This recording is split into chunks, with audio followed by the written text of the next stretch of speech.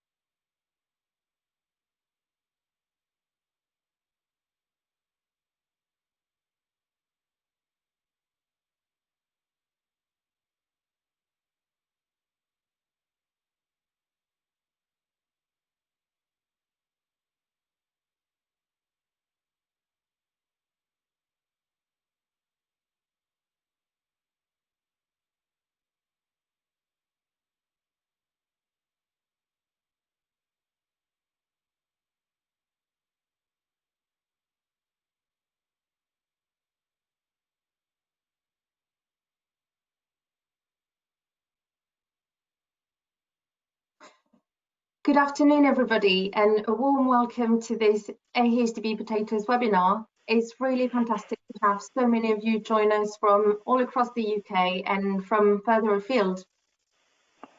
My name is Laura Bouvet. I'm Knowledge and Innovation Facilitator at AHDB, and I'm responsible for knowledge exchange work in potato storage. Next slide, please. So it's great that we have so many of you join us. Just for the format of this webinar, we letting you know that you're all on mute and your cameras are off. Now, on the right-hand side of your screen, you should be able to see a tab with panels, including one for questions. So please do send in your questions to us. We've had some already come in from the registration process, and we're taking those on board. So we're together for 1 hour. We're on a fairly tight schedule, but we'll do our best to stick to time. There are bases and also points available, and within the registration process you should have been able to put your details in, but if that's not the case, please add those in onto the question box, and my colleague Rachel will be able to sort these for you. Just to let you know as well that this webinar will be recorded, so the recording will be made available to you shortly after the webinar, within a day or so, and it will also be available on YouTube. And please do use our social media channels that you'll find on the slide here to keep the conversation going. Next slide. So just a quick overview of the programme for today. We'll kick off with Andy Alexander, who's an independent agronomist, and will be talking to us about the practical implications of using MH in the field when thinking about sprout control, and particularly for the processing market. And then we'll have Adrian Bridden, a crop storage scientist at Sutton Bridge, who will be delving a bit deeper in the latest research results from trials that have been going on at Sutton Bridge, looking into the different alternatives. And then we will have Adrian Cunnington, head of Sutton Bridge Crop Storage Research, giving us an overview of best practice and think about the wider issues around store management and what can be done to help users alternatives for suppressants to CIPC more easily.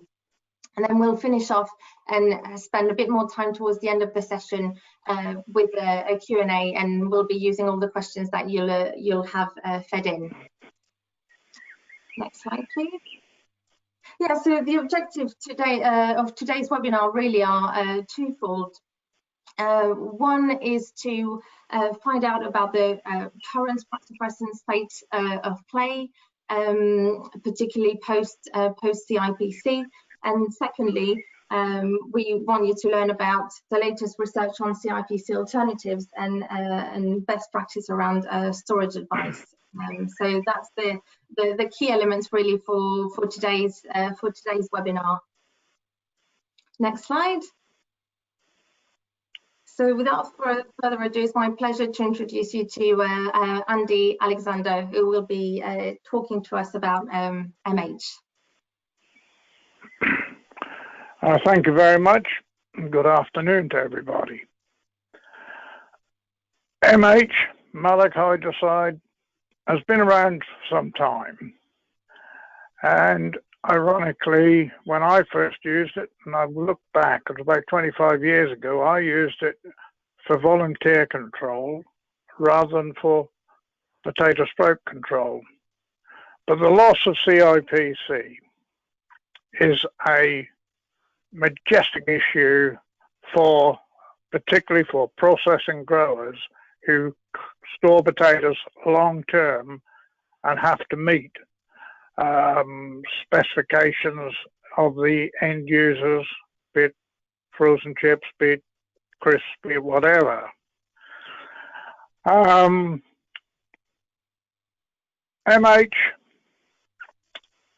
is a part of where we are going, I feel.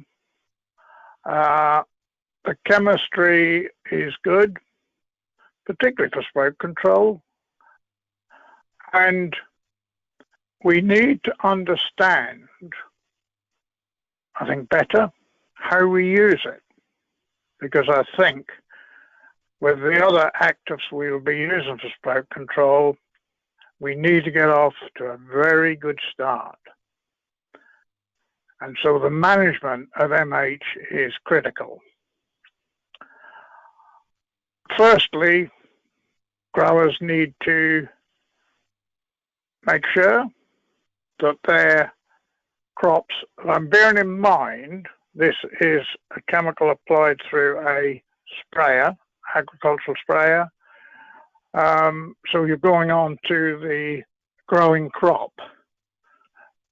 So it is important that your end user is comfortable with you using MH.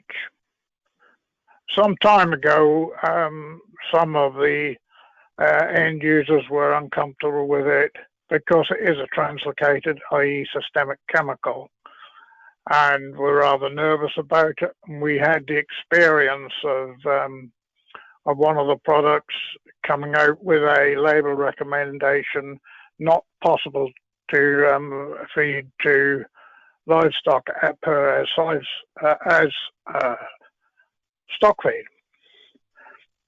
However, that's now been rescinded, so we are okay.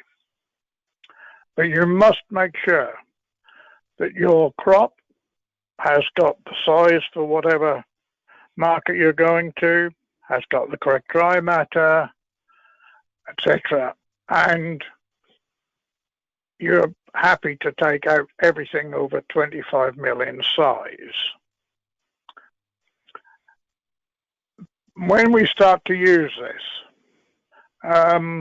the weather will become the key factor in getting the best results.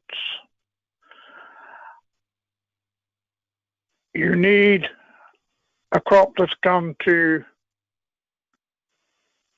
take the product and deliver it all the way through to the tubers. So the weather, not like today, the weather needs to be preferably dull, overcast for at least 24 hours. If no rain forecast, and the temperature must be below 26 degrees. So I spray early in the morning, late at night. We've got to retain the chemical on the plant foliage. That is so important. So good dull day, sometimes we struggle with this. And I'm saying to everybody, allow 6 weeks to desiccation. Use full rate chemical. I personally, at the moment, would not mix anything else, i.e. blight sprays with it. I think there is work coming through on that, but at the moment, standalone chemical, the manufacturers will only stand by that. Go with a full rate. And the water volume needs to be 400 to 450 litres per hectare. And that is quite a challenge. And what I have noticed in the past, particularly when you're often treating these crops in a very busy time of year, be it for cereal harvest, etc. So sometimes you give a recommendation and then, you know, I go a week later, no, we haven't had time to do it. But it's so critical to get the longevity out of the chemical and to make it works well. It does help volunteer control. It also helps chain tuberization control and second growth. So you're getting a lot of pluses out of this product. And the more pluses you get is how you apply it and take care. Read the label. Make sure that there are no changes on the label. I believe on one of the products, math numbers are changing, and so you may have to have a use-up period. But attention to detail is for the best results. Give it time. So these are the things. Check end user, check dry matter side, etc. Make sure the crop is not stressed. Go early enough. I sometimes go a little bit early in what the label says. Check your dry matter. Make sure the crop is not stressed. And make sure you can let that crop have that product to desiccation 6 weeks on. So it's dull weather, 24 hours dry, under 26 degrees, no water forecast, no rain forecast, I beg your pardon, and the water spray volume 400 to 450 litres. If you get those things right, you should be well on the way to part controlling our crops in store before we add some of the other products which are coming through. Thank you.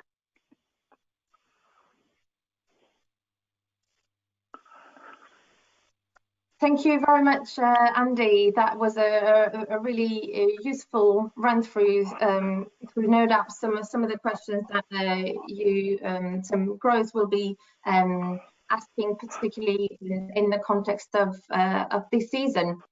I think we'll save the questions for the Q&A. So now I'd like to move on to our next presenter, who is Adrian Bridden.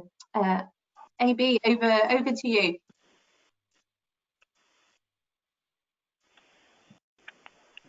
Thank you. Good afternoon. All right, and slides too. Excellent. Just worth pointing out, we've actually got quite a bit of work going on Maleic Hydrazide this coming season, but we'll tell you more about that another time. So today I'm going to tell you about the work that's going on at Sutton Bridge at the moment. So this material is still in store. But first, as always, let's just have a look. Let's put it into context. So first of all, let's look at the products that we've got available.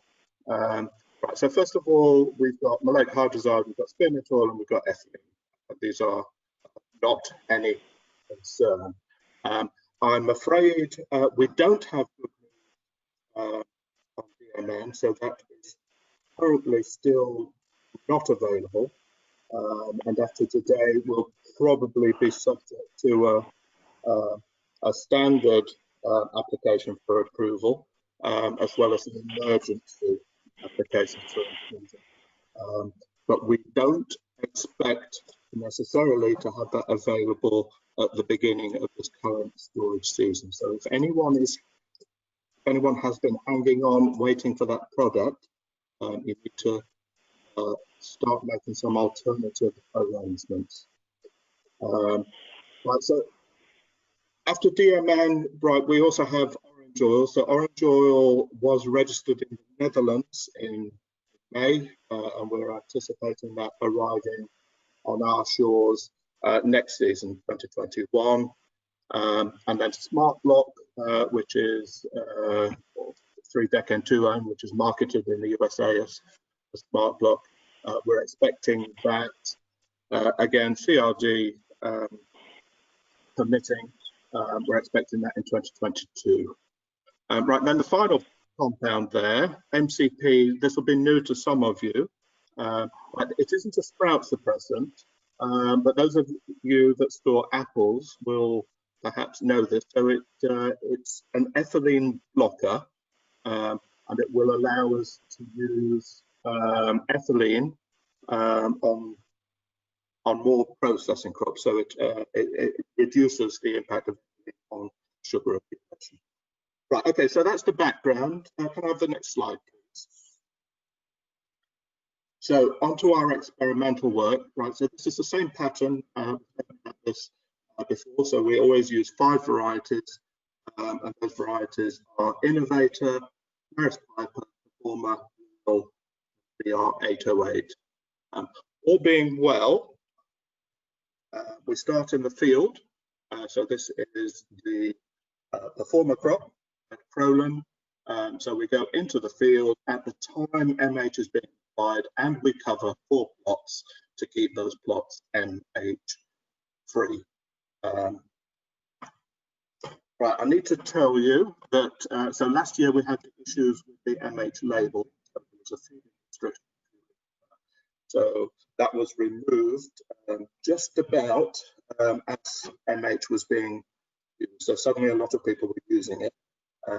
Right, and we mostly managed to get crops treated appropriately, but with VR808 we did not. So with VR808 we're actually dealing with 2 separate crops. So we're grown up, they're both from Norfolk, but different fields. Right, so after that we come back about 6-7 weeks later, and we hand harvest those plots and an equivalent volume of NH treated. Can I have the next slide, please? Right, so as we filled our nets, we bring those back to Sutton Bridge, and we half fill 6 1-ton boxes with potatoes and lay out in a big randomized grid our nets samples. And top up the box. Each box is made to weigh exactly 1 ton, so we end up with 6 tons, exactly 6 tons in each store. Right, the store is a box store, as you can see here. Once that forklift is withdrawn, that pallet aperture is filled with a stuffer, and then we have positive ventilation using the letterbox principle. The temperature of the store is reduced immediately to 9 degrees if it comes in fairly warm.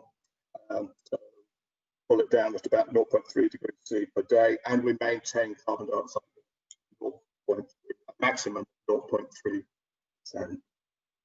Right, this work is still ongoing, so the crops are still in store at Sutton Bridge, and we are running it a little bit, but we did assess for 12 weeks, again at 30 weeks, and we'll be going back into the store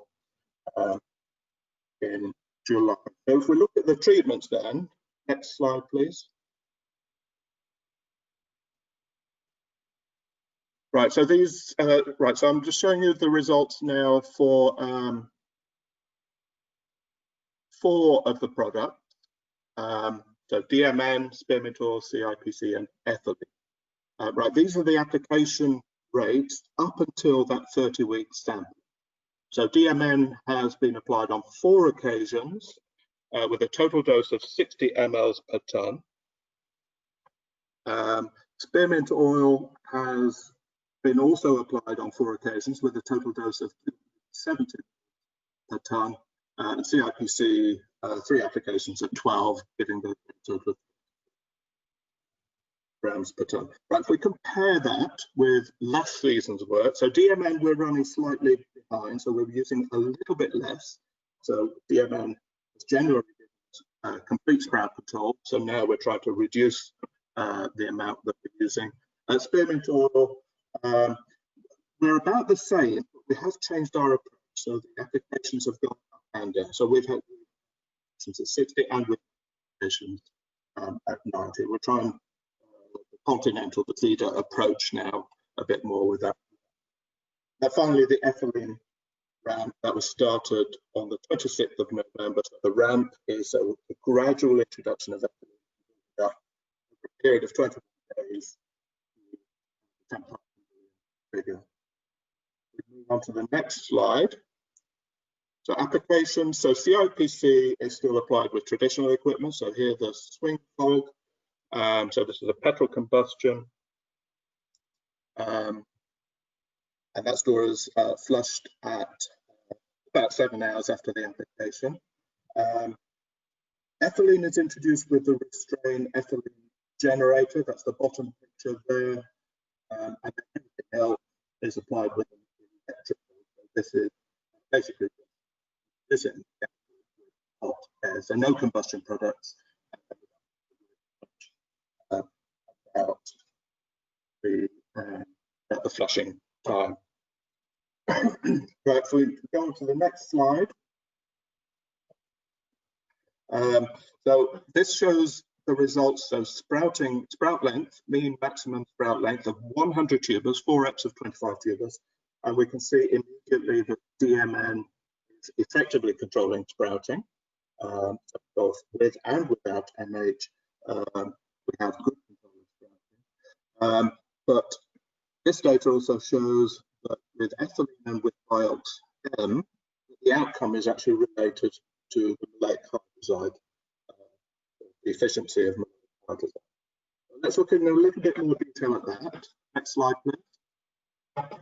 So every time we do fry testing, we also send samples away for residue testing. What we see is that variety innovator here, the application of MH was effective. We have a good residue, so nearly 10 parts per million. Royal, on the other hand, was not as effective, and the residue concentration here was only 5 parts per million. If we then look at the next slide, we can see the effect that has on sprout control.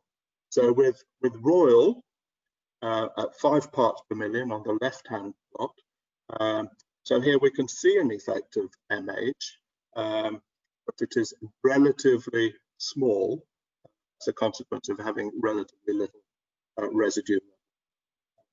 On the right-hand plot with Innovator, here we see with 20 parts per million MH residue, we actually see the Biox-M and ethylene are maintaining sprout at a very low sprout length. Next slide, please.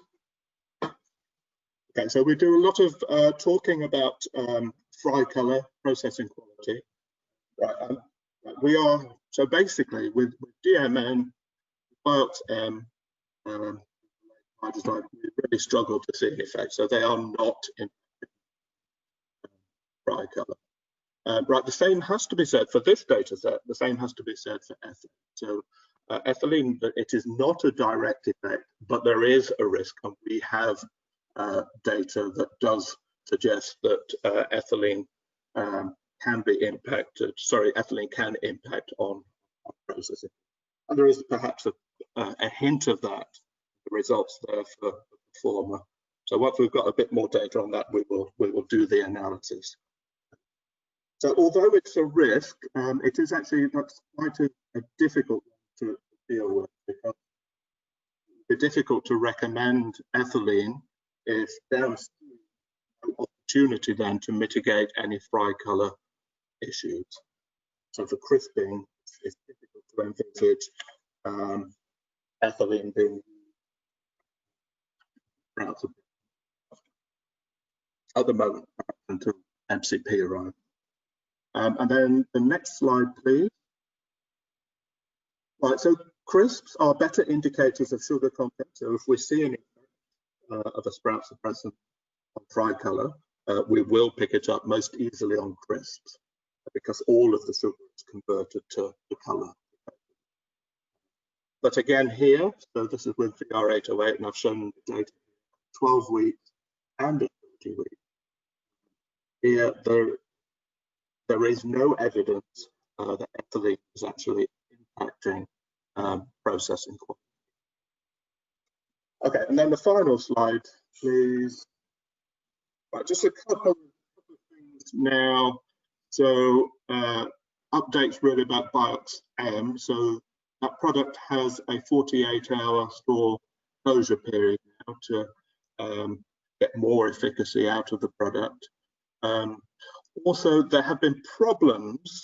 There are not problems. On the label, there is a comment about certain insulation. So polystyrene is excluded on the product label. So we constructed a polystyrene bridge, and you can see that in the before picture in the store there. So that bridge has had a lot of spearmint oil applied, almost a whole season's product in about 3 months. And you can see the bridge after that 330 mils, and it is still in one piece, the same size, same weight, not packing. So we think the risk of damage from spearmint oil is less than previously suggested. And that concludes my presentation.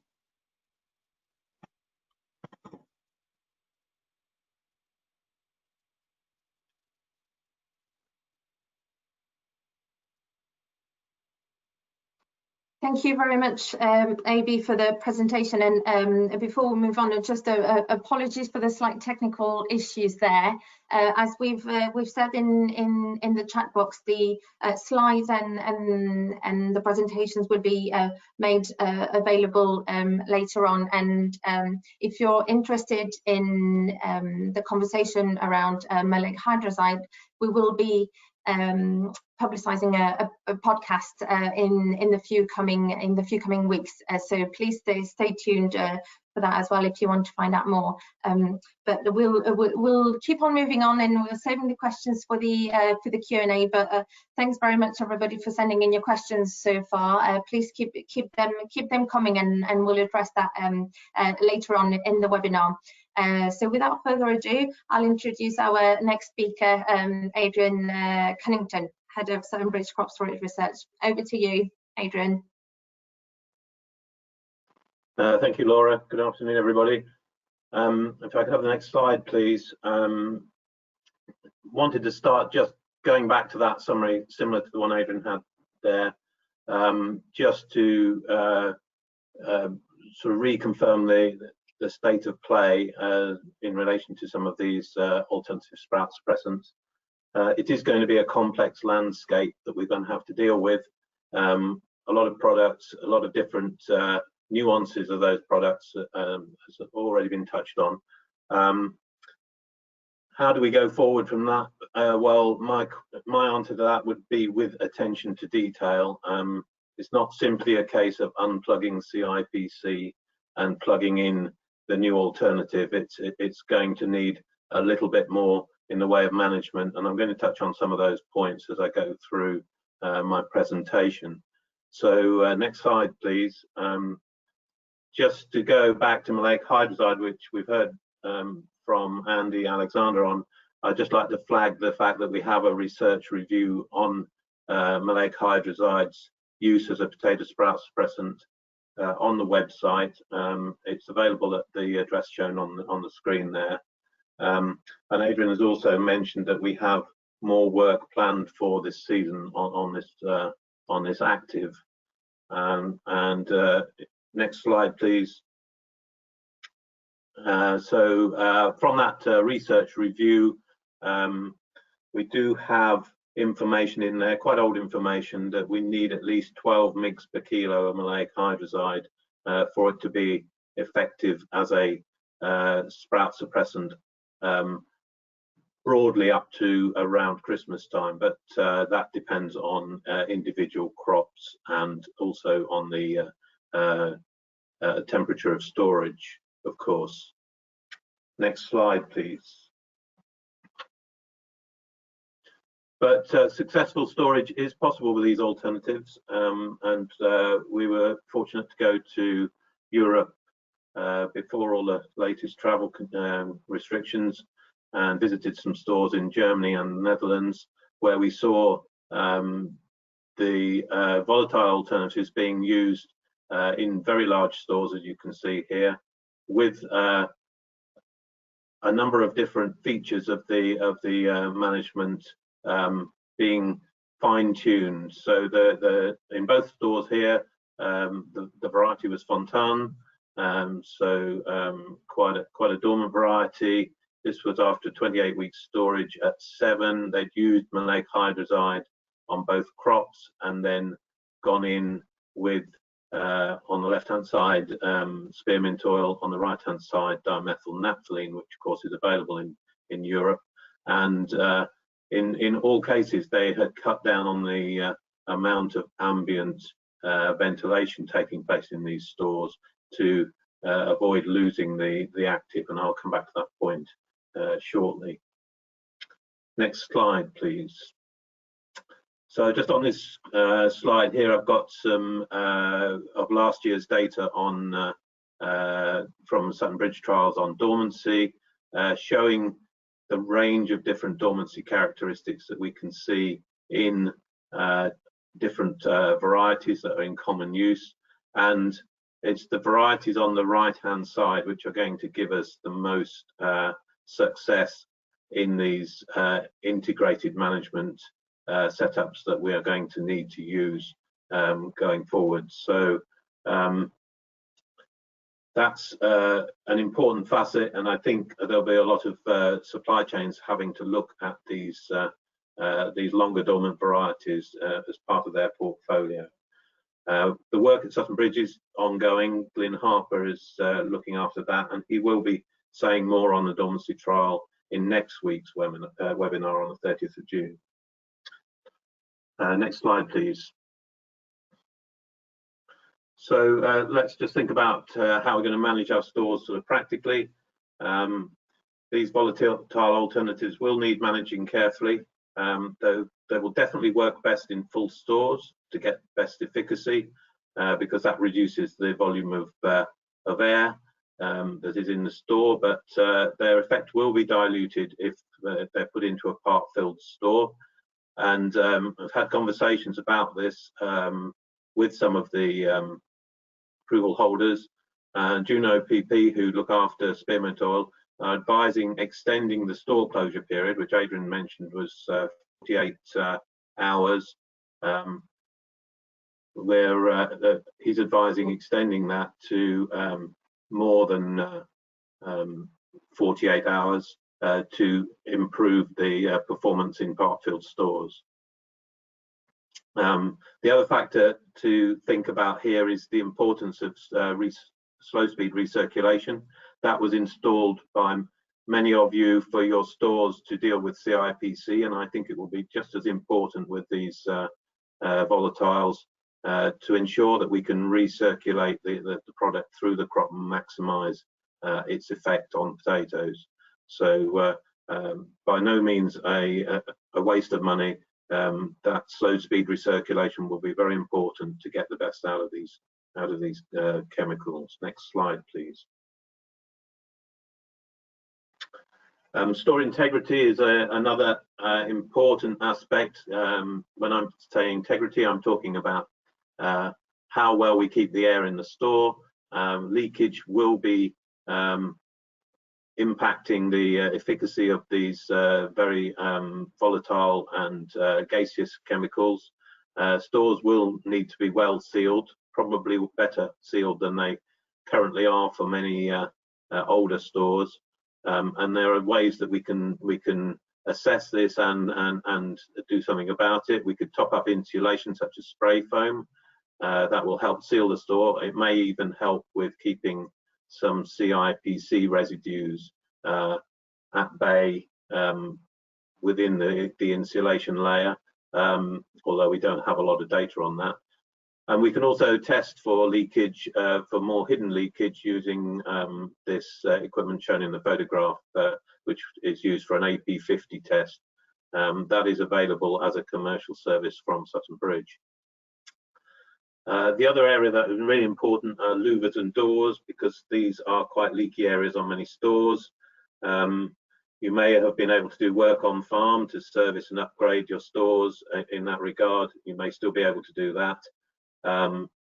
But do consider also possibly replacing louvers with panel doors.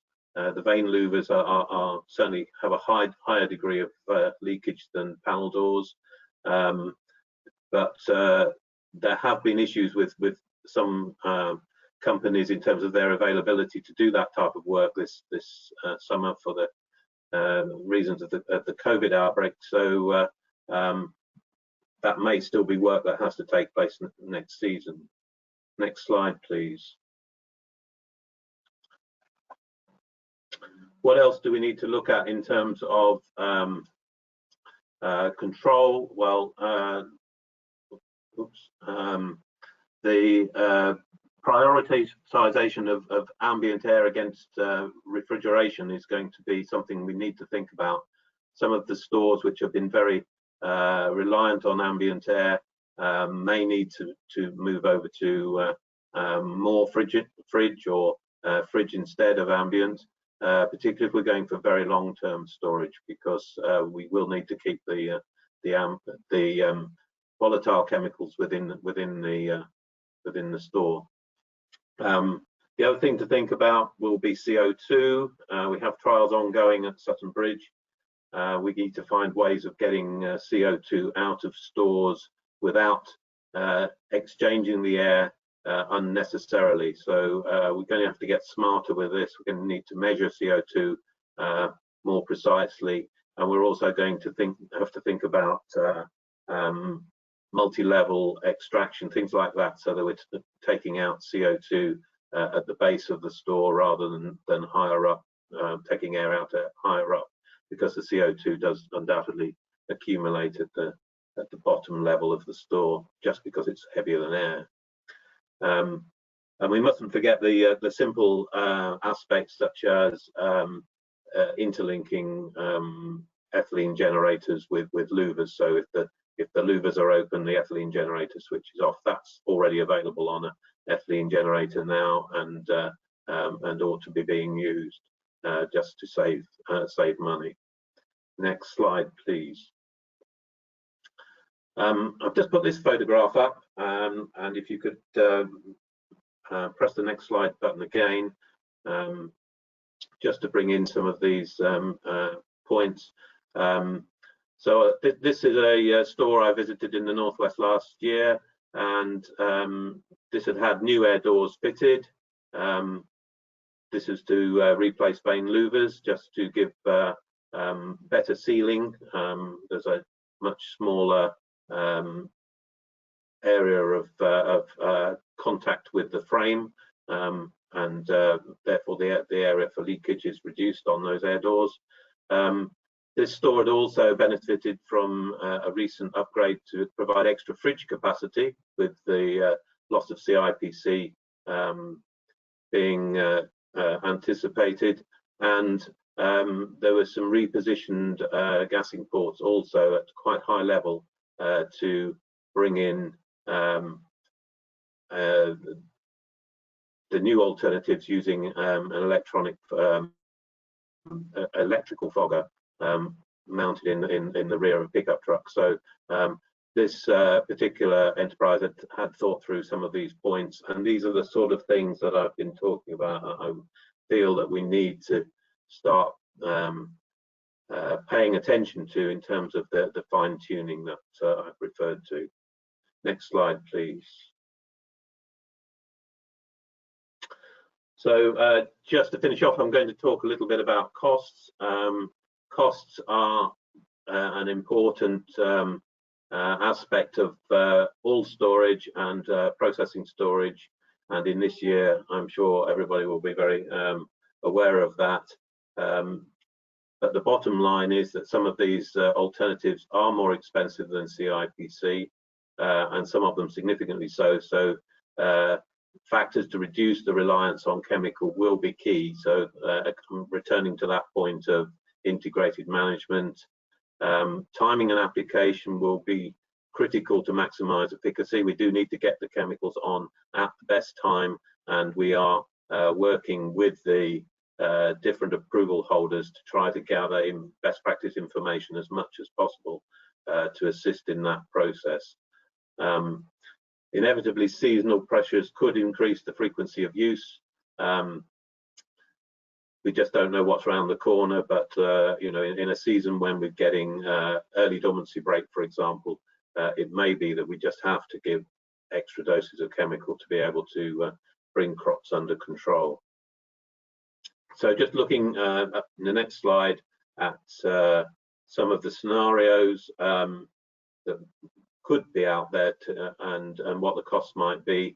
I've given a list of costs here, ranging from £5 for refrigeration through to £2 for maleic hydrazide, and they all sit up above the current price of £1.20 per application for CIPC.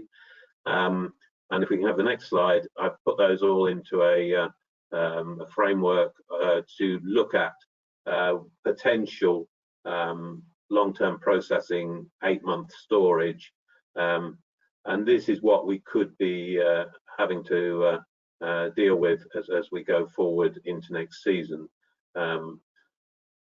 Temperature is always important, and if we are able to reduce that, and that will be very variety dependent, then that will always help us, but obviously has an impact on fry colour. We need to think about the suppressant regime. I've got maleic hydrazide pretty universally listed through here, because I think that will be the baseline certainly for next season. And then we need to combine that for longer term storage with some other alternatives. Ethylene is a very specific option for some varieties, and if we have ethylene sensitive varieties, then they will work well. If they're not ethylene sensitive, then they probably work less well, but I know some supply chains have nailed their colours to that particular mast. If we are looking at doses of the volatile products such as mint oil or maybe even DMN, then 3 doses of that type of chemical is going to be pushing us up well into double figures in terms of cost per tonne. In the longer term, we need to be thinking about more cold tolerant varieties, and there are 1 or 2 out there now which we could be looking at, and that might reduce the dependency on chemical. And in the longer term, and this brings us back to the dormancy work that I mentioned earlier, then if we can get more long dormant varieties, maybe we can get away with some other options, maybe maleic hydrazide only, or 1 dose of an alternative to keep the costs down low. So they're just some examples on costs, which I think is important that you have an understanding of for your particular situation.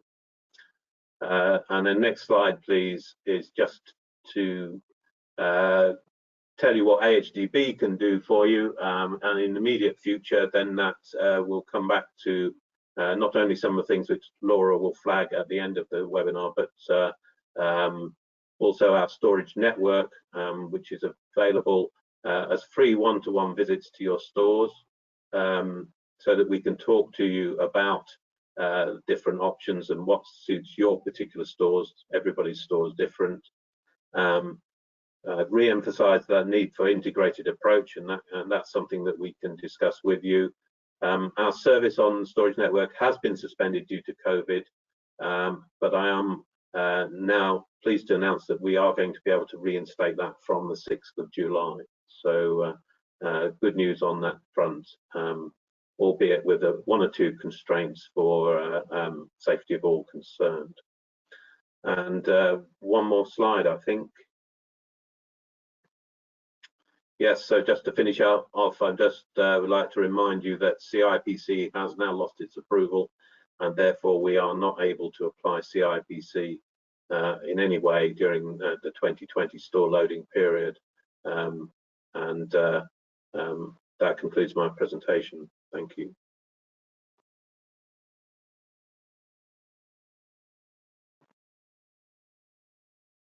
Thank you very much, AC, for providing us with a slightly wider and bigger picture, particularly around store management. If I could ask Andy and AB to join us, and we'll get started with this Q&A. Thank you very much, everybody, for feeding in your questions. So I guess perhaps if we could start off by going back to the beginning of this webinar and the initial focus we had on MH, and as I imagine a lot of people will be thinking about it at this time in the season. We had a question come in about around dry matter and what dry matter should the crop be before applying MH. I think that'd be a question for you, Andy.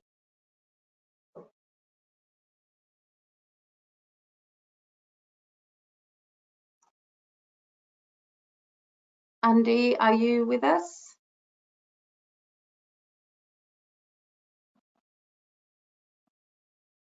Can you hear me? Yeah. Hello. We can hear you. Yeah. Yes, I said on that dry matter question, I would say 20%, particularly for processing crops, 20% would be the lowest, and preferably rising up to about 24%. Okay. And on this topic of dry matter, AB, is that something that you've looked at all within the trials that you're doing at Sutton Bridge, looking at the agronomy? No, we haven't. We haven't been looking at dry matter content. Okay. So we've had another question on MH and in terms of its efficacy as a sprout suppressant in store. So how long does MH last in terms of sprout suppression in store? Is it 6 to 8 weeks, and can rates be reduced? Is that for me? I think that's a question for AB. That's what I thought, yeah. Sorry, right, okay, no, you can't reduce rates.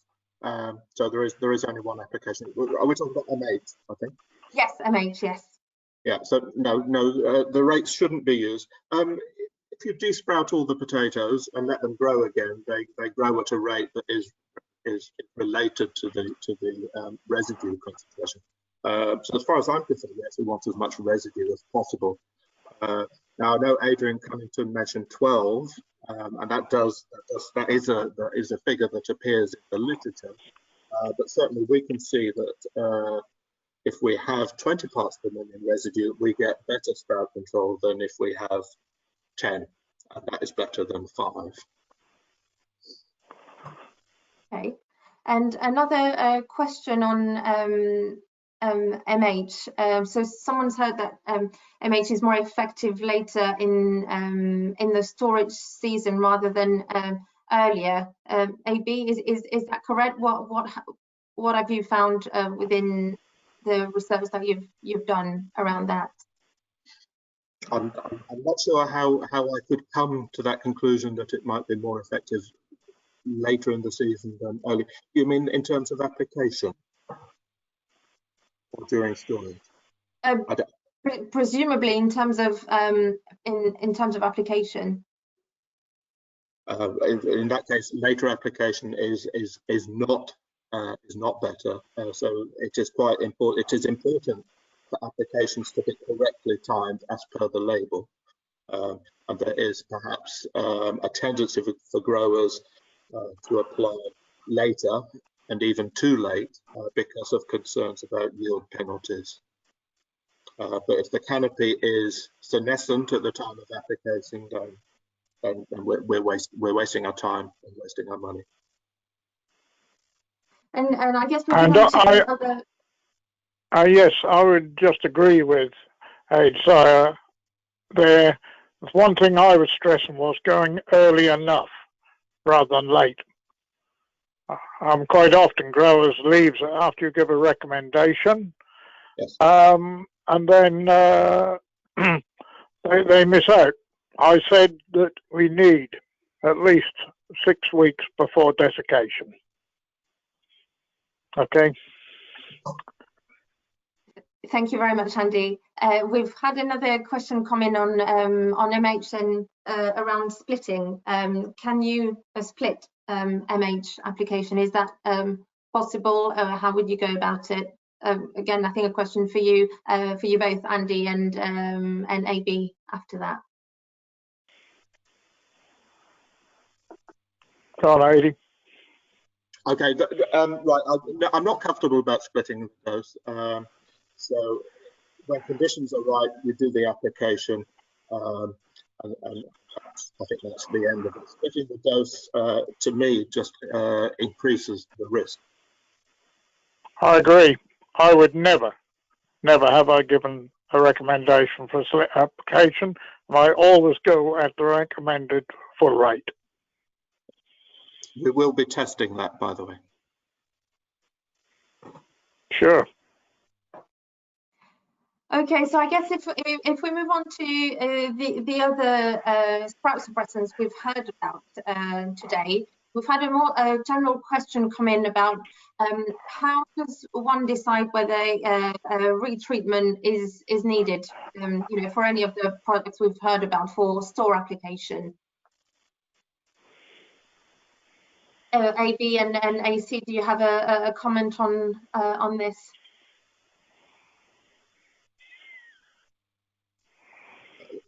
So retreatment is usually based on regrowth.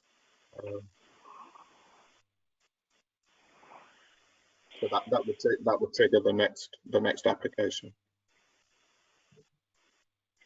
Yeah, so the only other considerations really are what's going to happen to that crop after it's been treated, and whether it needs A, does it need the chemical in terms of the length of storage, and B, are there any to be adhered to before sale, because we are still going to be dealing with residues with at least some of the chemicals, and we need to be compliant with MRL legislation. We will be doing more of this as well, of course. So we have to apply these products more often because they're lost from the store more quickly, and things will certainly with mint oil, it becomes quite dynamic. So the rate will go up when you see more sprouting, and then once that's under control, the rate will come down. So it's quite different to CIPC. And I guess thinking about the markets we've been talking about during this webinar, in the processing in general. AB, I wondered whether you could perhaps give us a quick recap, as you slightly cut off at some points, around ethylene, whether it is a good option to use it for crisp and chipping potatoes. Right. Okay. So yeah. So with regard to ethylene, so there is always a lot of interest in ethylene and processing quality, and that is because it is published to have an effect on processing quality. Right. It's certainly in our work we have seen evidence of that. So yes, it is true, but it is certainly not a consistent effect, but a risk, and therefore. It is actually really difficult to recommend. It would be really difficult to recommend ethylene for crisping potatoes, simply because in crisping potatoes you have there is no opportunity then to mitigate against that fry color problem. So we've got a large French fry factory that includes blanching equipment. We can mitigate against that risk, and hence we see ethylene being used for that market sector. And you mentioned dormancy in your presentation, and we've had a question come in around that, and whether the work that's been carried out at Sutton Bridge, whether there's been observations of correlation between dormancy length and processing quality. I don't think there's been any specifics. I think it's very variety dependent, but the actual dormancy of the crop is not a determinant for processing quality that I'm aware of. AB, did you have a comment on that as well? Yeah, no, I agree with what Adrian Cunnington said. Okay, so moving on, I guess, to the theme around store management, we've had a question come in around closing of stores. So this question in particular, a regular concern for growers when advised to keep stores closed after treatment with mint oil is possible CO2 buildup. Has changes in CO2 levels in trial stores been measured between the various different treatments? Do you want me to do that? I think you ought to take that one, Adrian. Yeah. Okay. So right. So yes, we keep stores sealed up for different lengths of time. Once you're using an electrofog, and therefore there is no CO2 or ethylene being generated, it's actually entirely dependent on the crop. So the potatoes are producing the carbon dioxide, and basically the longer the store is sealed, the more CO2 you get. Over a 48-hour period, we do not, as long as the fog has been applied with an electrofog, we do not see an effect on processing. Okay. Did you, AC, did you have a comment on that at all? No, I don't think I can add anything to that. No.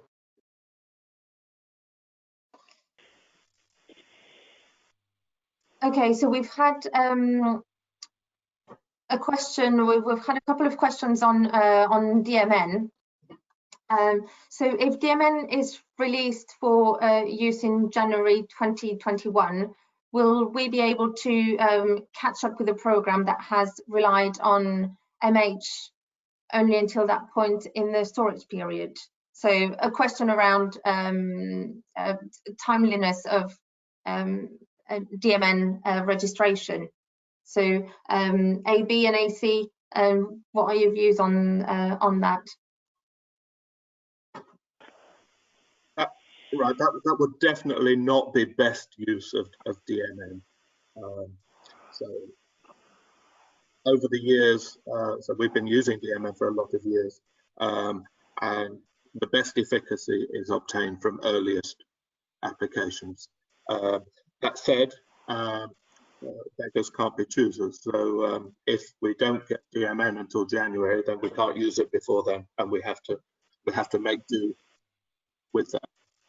That will work, but it just won't be efficient use of the product. Okay, so I think we're drawing on to a close now. We're getting close to the end of the webinar, but I wondered whether my colleague Rachel could launch a poll for us. We have a little poll for you all. So based on what you've heard in this webinar and the context within each of your specific situations, do you know which price question you'll be using in the 2021 season?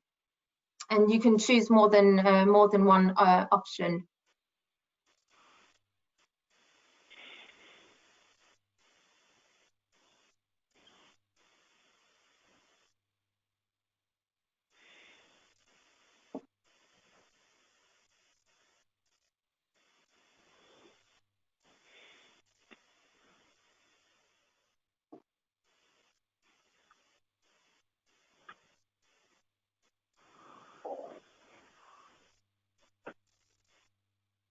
Okay, we'll leave it just 1 more minute and then we'll close the poll to get the result.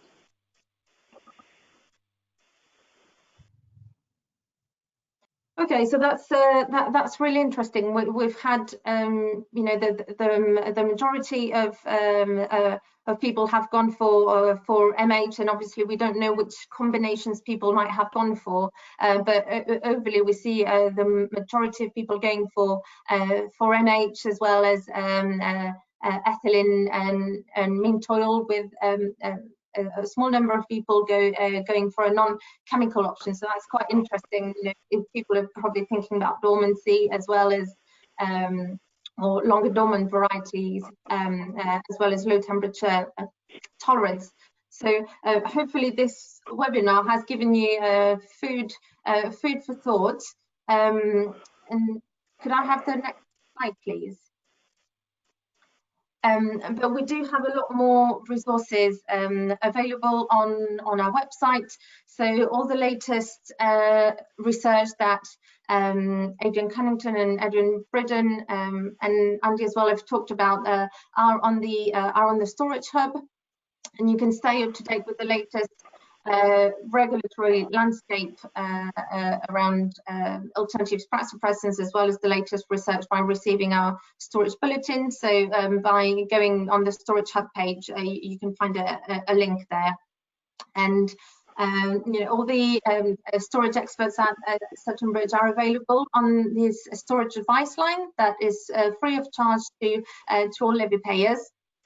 And as Adrian mentioned, we also have the storage network that will be resuming hopefully very soon, but you can register your interest by ringing this number. And something we've not quite touched on, but we do have a webinar on that, is the cleaning guidelines as well, that have been recently published for CIPC, available on our website as well.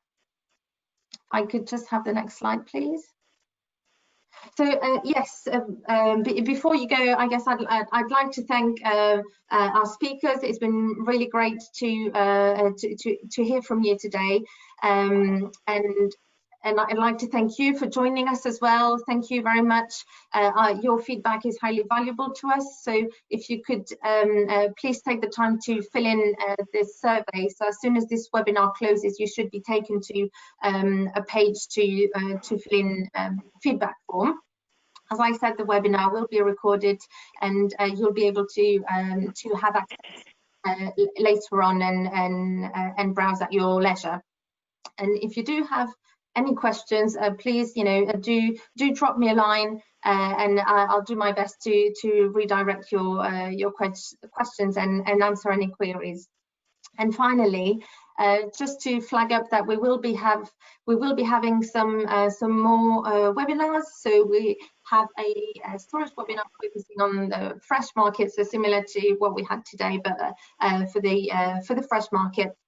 And we have a fantastic potatoes showcase week that my colleagues within the KE team have been pulling a great program for you, and that will be the first week of July. And if you go on to the events page on the AHDB website, you will be able to register for both for the webinar next week on storage and for the showcase week. That's everything from us today. Thank you very much again to our speakers, Andy, Adrian Bridden and Adrian Cunnington, and thank you very much for joining us. Have a great afternoon. Thank you.